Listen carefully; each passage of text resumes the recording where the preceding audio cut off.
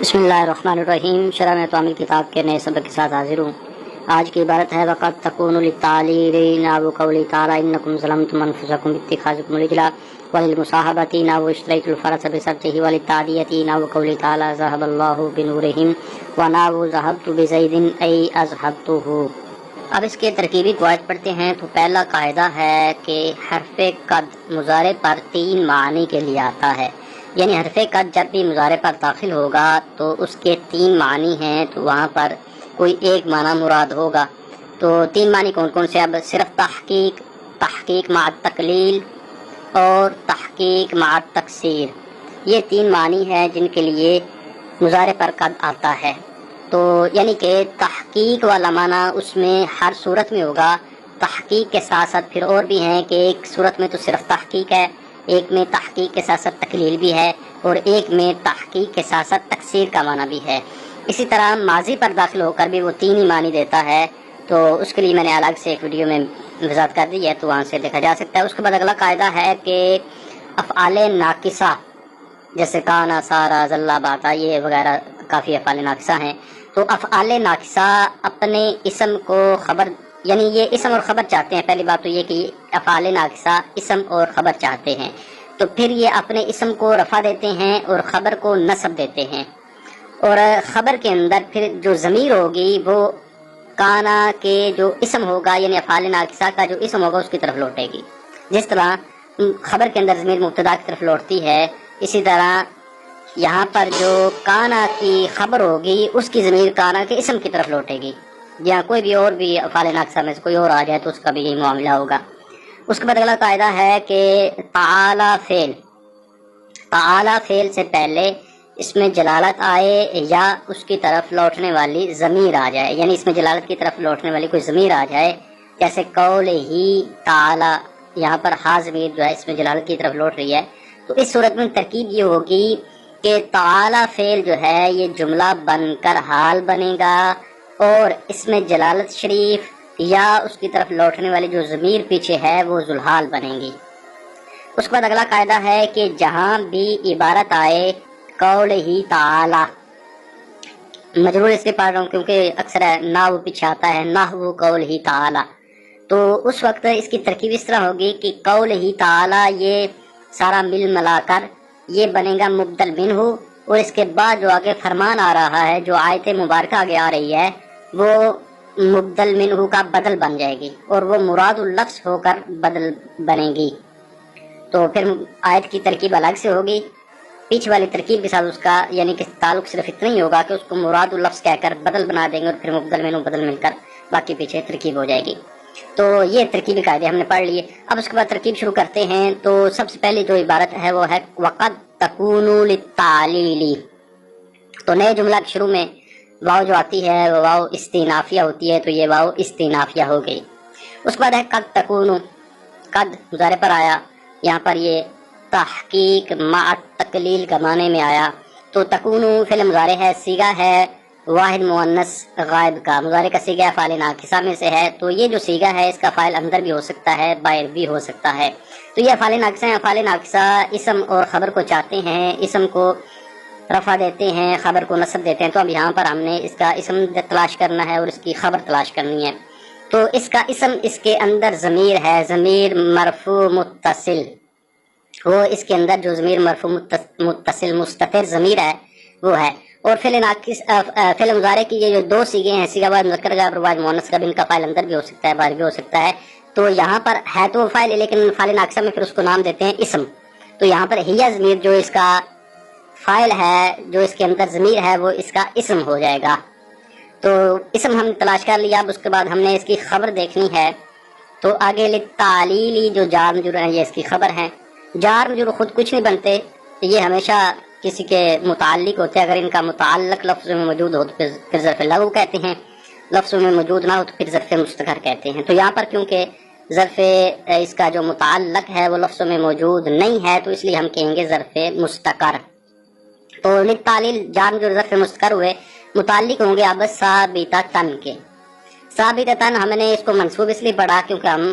فعل ناقص کی خبر بنانا چاہتے ہیں اور فعل ناقص کی خبر منصوب ہوتی ہے، اس لیے ثابتتن پڑھا۔ پھر دوسری بات کہ اس کو مؤنث کا صیغہ کیوں لائے، ثابتن کی بجائے ثابتتن ہے، تو اس کی وجہ یہ ہے کہ خبر جو ہے یہ اسم کے مطابق آئے گی،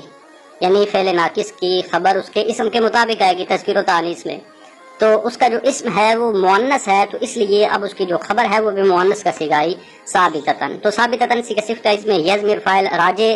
اسم کی طرف یعنی فعل ناقص کے اسم کی طرف یہ ضمیر لوٹے گی، اور صیغہ صفت اپنے فاعل اور اس جار مجرور سے مل کر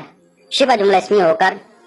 یہ فعل ناقص کی خبر، فعل ناقص اپنے اسم اور خبر سے مل کر اب یہ جملہ فعلیہ ناقصہ۔ آگے عبارت ہے نحو قولہ تعالی انکم ظلمتم انفسکم باتخاذکم العجل۔ تو اس عبارت کا اب ہم ترکیب کرتے ہیں، تو نحو آیا، نحو کے بارے میں ہم نے پچھلے صفحے میں قاعدہ پڑھ لیا تھا کہ جہاں پر بھی نحو آئے تو نحو کے بارے میں اور بھی دو ترکیب اس کی ہو سکتی ہیں، لیکن ہم ایک ہی ترکیب کریں گے جو کہ مشہور ہے۔ وہ ترکیب یہ ہوگی کہ اس کو ہم نے مبتدا معذوف کی خبر بنانا ہے۔ جب مبتدا معذوف کی خبر بنانا ہے تو پھر ایک بات ثابت ہوگی کہ اس کو ہم نے مرفوع پڑھنا ہے۔ پھر اس کے بعد دوسرا بات اس کے بارے میں یہ بتائی تھی کہ یہ مضاف ہوگا ہمیشہ، تو جب یہ مضاف ہوگا مباد کی طرف تو پھر اس پر تنوین نہیں آئے گی، رفع آئے گا لیکن بصورت تنوین نہیں آئے گا بلکہ صرف ایک پیش کی شکل میں آئے گا، تو ہم نے اس لیے اس کو پڑھنا ہے نحو۔ اس کے بعد ایک اور بات بتائی تھی کہ اگر اس کے بعد جملہ آ جائے تو اس کو مراد اللفظ کہہ کر اس کا مضاف الیہ بنانا ہے۔ یہاں پر جملہ نہیں آ رہا تو اس لیے ہم یہاں پر مراد اللفظ اس کے مابعد کو نہیں کہیں گے۔ تو پہلی والی بات جو دو باتیں بتائی تھی وہ کر لیتے ہیں۔ تو نحو یہاں پر کیا ہے، مرفوع ہے، پھر یہ مضاف ہے، نحو مضاف ہو گیا۔ اس کے بعد آگیا ہے قول ہی، قول بھی اسم ہے، ہا ضمیر جو اس کے ساتھ آئے گی تو وہ اسم سے ثابت ہو گیا کہ یہ کون سی ضمیر ہے، تو یہ ضمیر ہے مجرور متصل، کیونکہ اسم کے ساتھ آنے والی ضمیر مجرور متصل ہوتی ہے۔ تو اب نحو بھی اسم، قول بھی اسم، ہا ضمیر بھی اسم ہی ہے، ہماری اسماء میں سے ہوتی ہیں۔ تو یہ اب سارے آخر میں معرفہ، پہلے دو نکرات و مضاف الیہ بنیں گے، تو نحو مضاف، قول مضاف الیہ، پھر مضاف، ہا ضمیر اس کا مضاف الیہ۔ تو اب یہاں پر آگے آ گیا تعالی، تو تعالی فعل کے بارے میں ہم نے قاعدہ پڑھا کہ جہاں پر بھی آئے اس سے پہلے اسم جلالت ہو یا اس کی طرف لوٹنے والی ضمیر ہو تو وہ اسم جلالت شریف یا اس کی طرف لوٹنے والی جو ضمیر ہے وہ ذوالحال ہوگی اور تعالی فعل جملہ ہو کر یہ حال بنے گا۔ تو اسی کے ساتھ آج میں جو پیچھے ہے یہ مضاف الیہ بنی ہے، لیکن اگلی عبارت کے ساتھ اس کا تعلق ملا کر پھر ہم اس کو مضاف الیہ بنائیں گے، تو حاضمیر بن گئی ذوالحال۔ اس کے بعد تعالی فعل ہے، یہ صیغہ ہے ماضی کا، یعنی صیغہ واحد مذکر غائب ہے، فعل ماضی ہے، ثلاثی مزید فی ہے، ناقص واوی ہے اور باب تفاعل سے ہے۔ تو اس کا اندر اس کے حاضمیر اس کا فاعل ہے، صیغہ یعنی کہ ماضی کا یہ صیغہ جو ہے صیغہ تعالی، یہ اپنے فاعل و ضمیر سے مل کر جملہ فعلیہ ہو کر یہ حال ہو جائے گا، ذوالحال حال مل کر یہ قول کا مضاف الیہ ہوگا، پھر قول مضاف الیہ مل کر اب ہم نے اس کو کیا بنانا ہے، اگرچہ یہ نحو کا مضاف الیہ بنا ہے لیکن ہمارا ایک اور یہاں پر قاعدہ آ گیا، اس کے بعد ہی ہم پھر ترکیب کریں گے۔ تو اس سے پہلے میں ایک اور بات بتا دوں کہ تعالی فعل یہ حال بنا ہے جملہ ہو کر، تو یہ ایک قاعدہ ہے کافیہ کے اندر کہ جب ماضی مثبت حال بنے تو اس کے شروع میں قد کا ہونا ضروری ہے، پھر ہے کہ وہ قد اگر لفظ میں موجود نہیں ہے تو وہاں پر تقدیراً ہونا ضروری ہے، تو یہاں پر قد جو ہے نا وہ تقدیری طور پر قد ہے، تو اس لیے وہ قاعدے پر بھی اس قاعدے کے مطابق بھی یعنی کہ عمل ہو جائے گا کہ یہاں پر قد مقدر ہے اگرچہ لفظوں میں موجود نہیں ہے۔ اس کے بعد جب ہم نے قول ہی تعالی یہاں پر اس کو بنا لیا کہ قول مضاف آگے حاضمیر تعالی یہ مل ملا کر یعنی حال ذوالحال مل کر اس کا مضاف الیہ ہو گئے، اگرچہ یہاں پر نحو کا مضاف الیہ بنے لیکن ہمارا ایک اور قاعدہ تھا کہ جہاں پر بھی عبارت میں قول ہی تعالی آئے تو اس کو ہم نے بنانا ہے ملا کر، یعنی کہ مضاف الیہ ملا کر اس کو ہم نے بنانا ہے مبدل منہ، اور بعد میں جو آیت آ رہی ہے اس کو ہم نے بدل بنانا ہے، تو اس کے تحت وہ قاعدہ جاری ہوگا، اس کے بعد ہم اس کا پیچھے تعلق کریں گے۔ تو قول ہی تعالی یہ مضاف الیہ مل کر مبدل منہ، آگے انکم ظلمتم انفسکم باتخاذکم العجل، یہ ساری آیت کو کہیں گے مراد اللفظ، مراد اللفظ کہا تو اب یہ مفرد ہو گیا، تو مراد اللفظ کیا کر یہ بدل، مبدل منہ اپنے بدل سے مل کر یہ نحو کا مضاف الیہ، تو جب مضاف الیہ ہے مبدل منہ بدل یا مفرد ہے نا تو اس لیے ہم نے اس کو نہیں کہا کہ یہ مراد اللفظ، کیوں اگر جملہ ہوتا تو پھر کہنا تھا، اب یہ پہلے مفرد ہے تو اس لیے ہم اس کو ڈائریکٹ کہیں گے مضاف الیہ مل کر نحو کا مضاف الیہ، نحو مضاف اپنے مضاف الیہ سے مل کر اب یہ خبر مبتدا معذوف مثال ہوگی، مثال مضاف حاضمیر اس کا مضاف الیہ، حاضمیر کا مرجع ہے تعلیل، تو مضاف الیہ مل کر مبتدا اور یہ خبر جملہ اسمیہ خبریہ ہو جائے گا، اب اس کا اس کے بعد اگلی جو عبارت ہے ترجمہ بعد میں کرتے ہیں تو وللمصاحبتی، واو نئے جملہ ایک شروع میں آنے والی، اس کو استنافیہ کہتے ہیں، تو یہ واو استنافیہ ہو گئی۔ آگے جو جار مجرور آگے ان کا تعلق بہتر یہی ہے کہ پیچھے والے جملہ سے ہو جائے، کیونکہ یہ تعلیل اور پھر مصاحبت تادیہ یا آگے بھی جو معنی آ رہے ہیں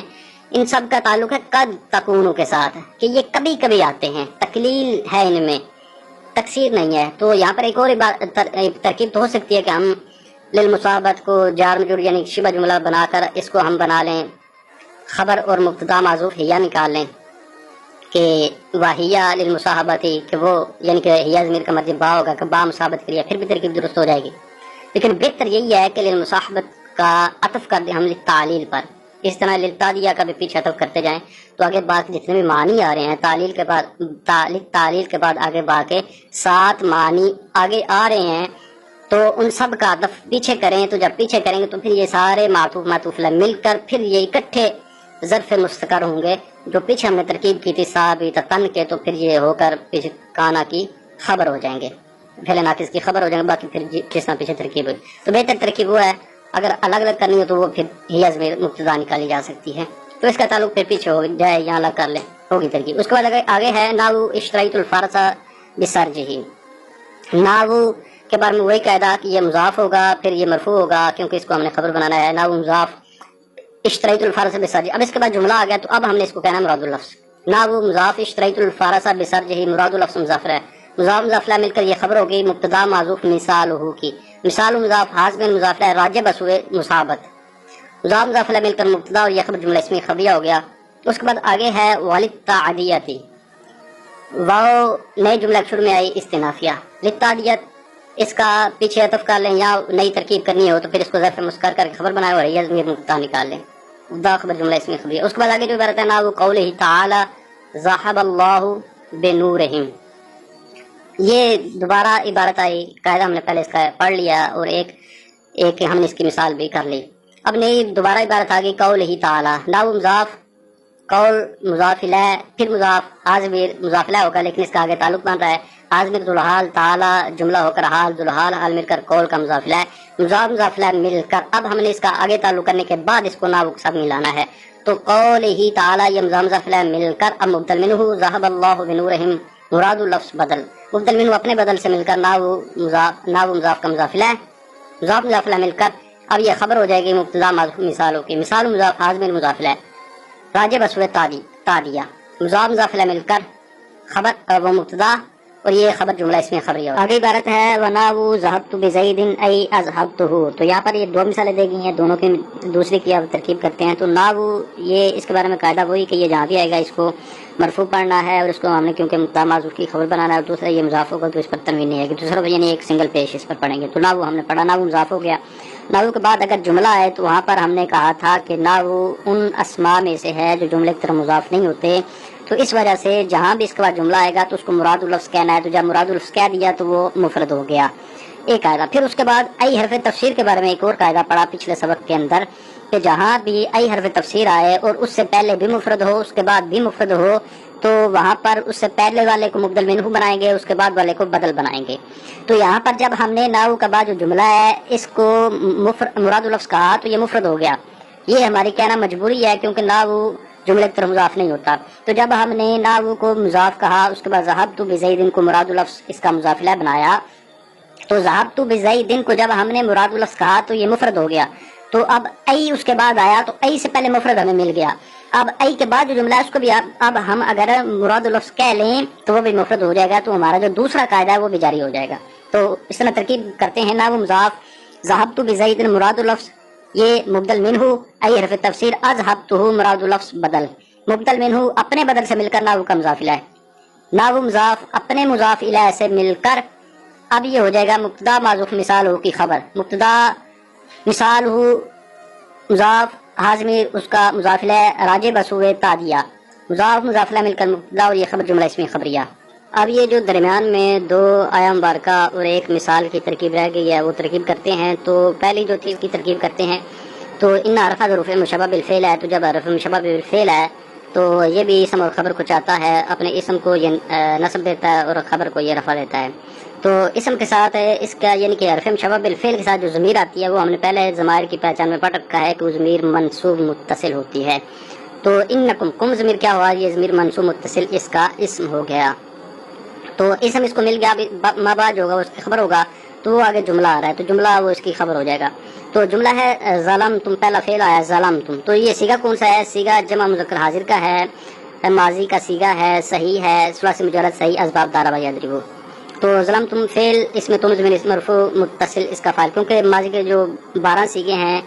ان کا فاعل ان کے ساتھ ہوتا ہے ضمیر کی صورت میں، تو ضمیر مرفوع متصل بارز، یہ اس کا فاعل ہو گیا۔ اس کے بعد آگے عبارت ہے انفسکم، تو اس کو اب ہم نے کیا بنانا ہے ترکیب میں؟ دیکھیں انفس جو ہے نا یہ نفس کی جمع ہے، تو جمع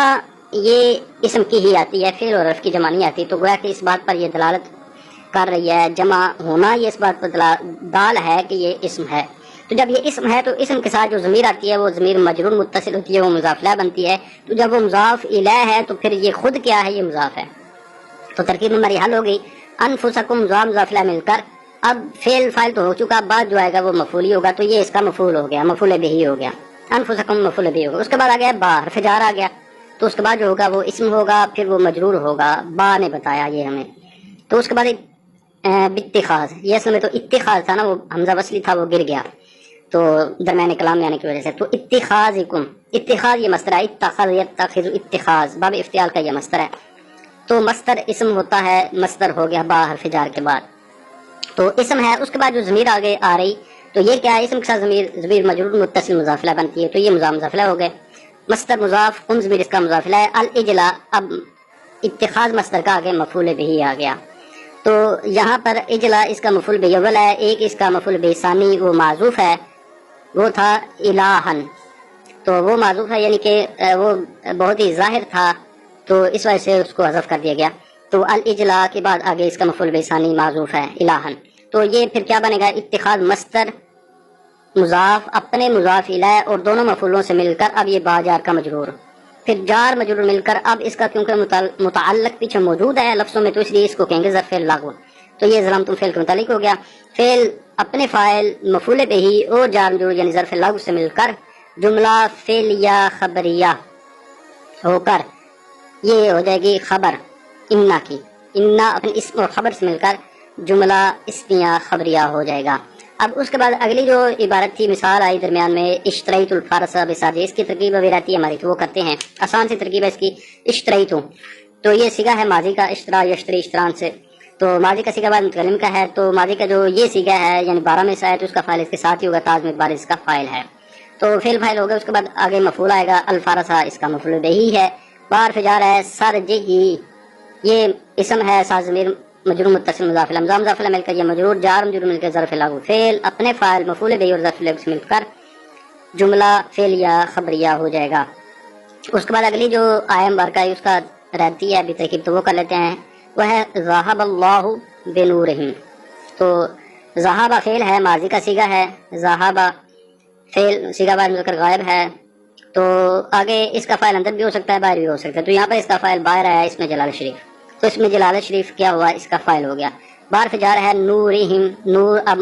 اسم ہے تو یہ ساتھ ضمیر کیا ہوگی؟ مضاف الیہ اور مجرور متصل، یہ مضاف الیہ مل کر مجرور، با جار مجرور مل کر یہ ظرف لغو ہو گیا، ذہب فعل کا ذہب فعل اپنے فاعل اور ظرف لغو سے مل کر جملہ فعلیہ خبریہ۔ اب ایک دوسری مثال کی ترکیب کرتے ہیں، تو ذہبت بزید، ذہبت یہ بھی ماضی کا صیغہ ہے، بعد متکلم کا صیغہ، اس کا فاعل اس کے ساتھ تاز میں بارز کا فاعل ہو گیا، فعل فاعل ہو گیا، اس کے بعد آگے بزید ہے، با جار زید مجرور، جار مجرور ظرف لغو، فعل اپنے فاعل اور ظرف لغو سے مل کر جملہ فعلیہ خبریہ مفسرہ۔ اس کے بعد آگے ای ہے پھر تفسیر ہے، تو اس کے بعد والا جملہ ہے وہ ہے اذهبتہ، اذهبت یہ فعل تاز میں بارز کا فاعل، یہ بھی ماضی کا صیغہ ہے، یہ لیکن باب افعال سے ہے، باب افعال سے ماضی کا صیغہ ہے، تو صیغہ بعد متکلم اس میں تاز میں بارز کا فاعل، فعل فاعل ہو گیا، ساتھ جو ضمیر ہے وہ کون سی ہے؟ تو یہ ضمائر کی پہچان میں ہم نے پڑھا تھا کہ فعل کے ساتھ جو ضمیر آتی ہے وہ ہوتی ہے منصوب متصل، منصوب متصل دو جگہوں پر آتی ہے، ایک فعل کے ساتھ اور ایک حرف مشبہ بالفعل کے ساتھ، تو یہاں پر فعل کے ساتھ آئی تو یہ منصوب متصل اور یہ مفعول بھی بنتی ہے، تو فعل بھی ہو گیا اس کے ساتھ، فاعل بھی ہو گیا، پھر ساتھ ہی مفعول بھی ہوگی، تو فعل فاعل اور مفعول بھی جملہ فعلیہ خبریہ مفسرہ، تو ترکیب مکمل ہوگی۔ اب اس کے بعد ترجمہ کرتے ہیں۔ تو پہلے جو ہم نے جملہ پڑھا وہ تھا وقت تکون للتعلیل، واو کا ترجمہ اور ہو جائے گا، تو ترجمہ ہو جائے گا اور تحقیق کبھی با تعلیل کے لیے ہوتی ہے۔ اگر اس کا آگے تعلق بناتے جائیں یعنی کہ للمصابت تا دیا آگے، تو پھر ترجمہ سب کا اس طرح ہو جائے گا کہ اور تحقیق کبھی با تعلیل کے لیے ہوتی ہے، تحقیق کبھی با مصاحبت کے لیے ہوتی ہے، تحقیق کبھی با تادیہ کے لیے ہوتی ہے، تو اس طرح آگے بھی پھر ترجمہ ہوگا۔ اس کے بعد آگے جو اگلی عبارت ہے وہ ہے ناو قولی تعالی انکم ظلمتم انفسکم باتخاذکم العجلہ۔ تو پہلے جو ہم نے ترکیب کی تھی اس کی اس کے مطابق ترجمہ یعنی مثال نکال کر تو ترجمہ ہو جائے گا مثال واضمن کا مرجع تعلیل، بائے تعلیل یعنی وہ با جو تعلیل کے لیے ہے اس کی مثال اللہ تعالیٰ کے فرمان یعنی انکم ظلمتم انفسکم باتخاذکم العجلہ کی مثل میں ہے۔ اس کے بعد آگے للمصابت کا ترجمہ پہلے ہی ہو گیا، اگر ہیا ضمیر نکال کر کہیں تو پھر ہوگا کہ ہیا ضمیر کا مرجع با ہے یعنی با مصابت کے لیے ہے، با اور با مصاحبت کے لیے ہے۔ اس کے بعد آگے ناو اشتریت الفارسہ بسرج کی پہلی ترکیب کے مطابق ترجمہ ہوگا مثال وہ نکال کر کہ بائے مصاحبت کی مثال اشتریت الفارسہ بسرج ہی کی مثل میں ہے۔ اس کے بعد والتاریت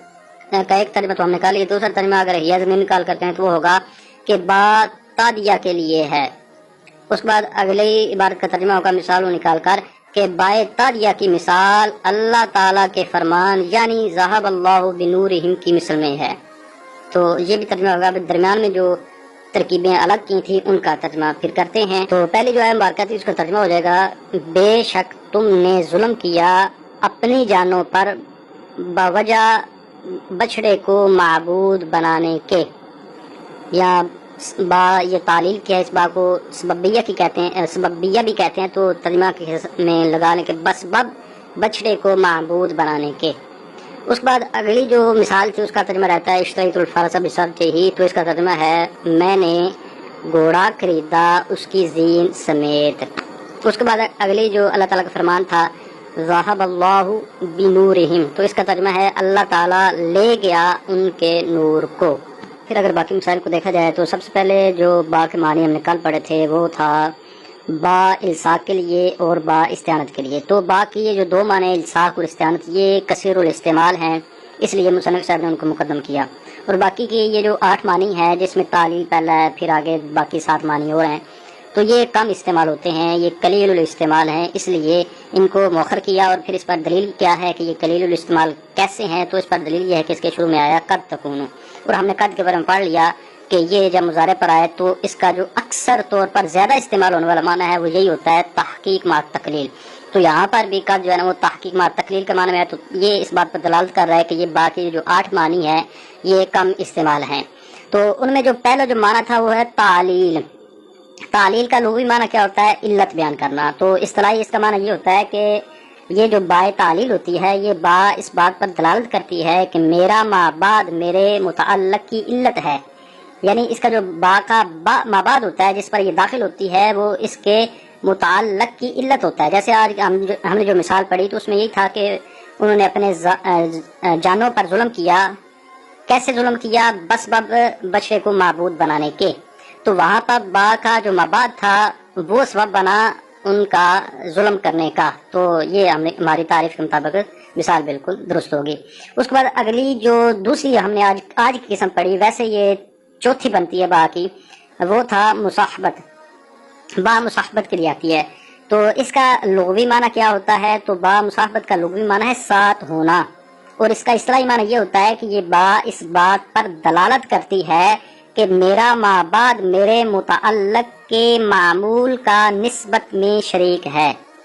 کہ یہ بات اس بات پر دلالت کرتی ہے کہ اس با کا جو مابعد ہے وہ اس کے جو متعلق ہے یعنی اس کا جو فعل متعلق ہے اس کے معمول کا نسبت میں شریک ہے۔ تو یہاں پر ہم نے جو مثال پڑھی تھی وہ تھا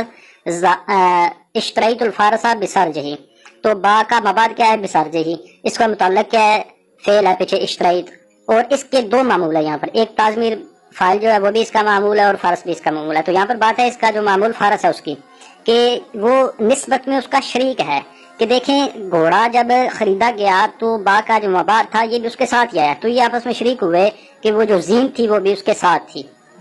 تو اس طرح یعنی کہ ترجمہ یہ بنتا ہے نا اشتریت الفارس بسر, جی میں نے گھوڑا خریدا اس کی زین سمیت, تو یہ اس کا مطلب ہے. پھر یہاں پر ایک اور تھا کہ با مساوت اور با جو الساق کے لیے تھی ان میں کوئی خاص فرق اتنا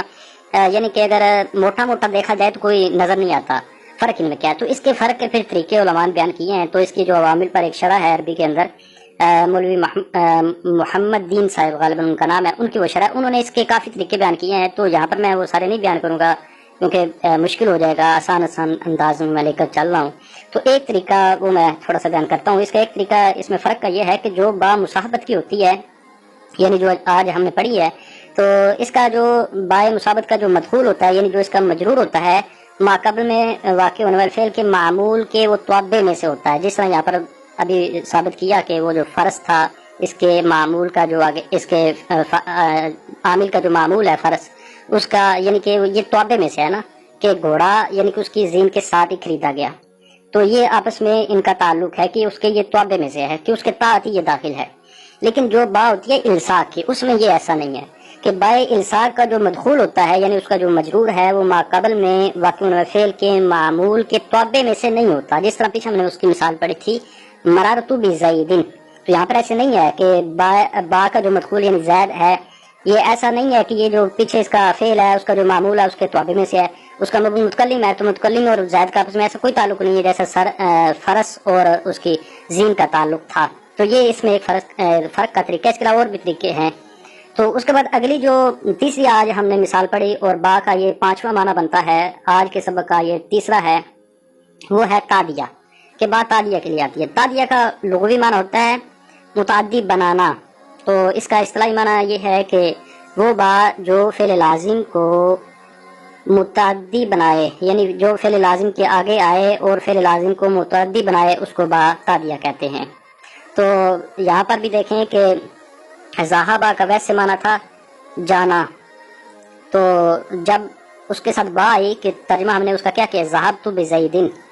کہ میں زید کو لے گیا. ویسے تھا میں گیا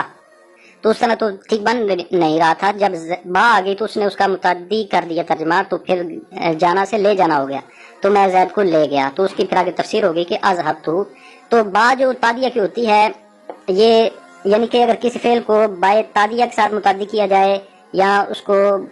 باب افعال پر لے جا کر متعدی کر دیا جائے یا اس کو باب مفعلہ پر لے جا کر متعدی کر دیا جائے تو ان کا معنی برابر ہوتا ہے. یا اس کو باب تفعیل پر لے جا کر متعدی کر دیا جائے تو یہ سب کا معنی ایک ہی ہوگا. جیسے ذہابہ کو اگر ہم با کے ساتھ متعدی کریں تب اس کا معنی کیا ہم نے بنایا لے جانا. اگر ہم اس کو باب افعال پر لے جائیں اذهبت, پھر بھی ہم نے اس کا یہ ترجمہ کیا لے گیا یعنی لے جانا, ہم نے اس کا ترجمہ بنایا مصدر کا کریں. تو اس کو اگر باب مفعلہ پر لے جاتے پھر بھی اس کا یہی ترجمہ ہونا تھا. باب تفعیل پر لے جاتے تو پھر بھی اس کا یہی ترجمہ ہونا تھا. تو یہ تھوڑا سا جو مسئلہ تھا آسان وہ بھی میں ساتھ ساتھ بیان کرتا ہوں. تو مسائل تو اس میں اور بھی بہت ہیں, بڑی تفصیل اس میں ہو سکتی ہے لیکن میں کرتا نہیں ہوں کہ مشکل ہو جائے گا. تو آسان انداز میں اس کو لے کر چل رہا ہوں. تو اس کے ساتھ ہی آج کے سبق کا اختتام